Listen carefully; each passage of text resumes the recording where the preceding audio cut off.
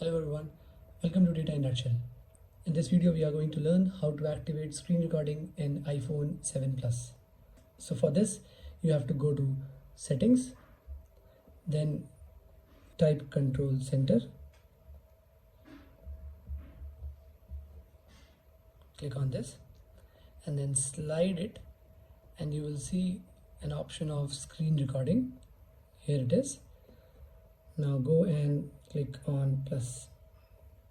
And if you scroll back, you will see that screen recording option is here, included in the control section. Now click on settings, cancel, come back and then go to your control center. You will see that screen recording option is active now. Click it. Now you will see that it has been started. So on the top, the red bar you can see, that means it is already started and the screen is getting recorded. And once it is done, click on this red bar and click on stop.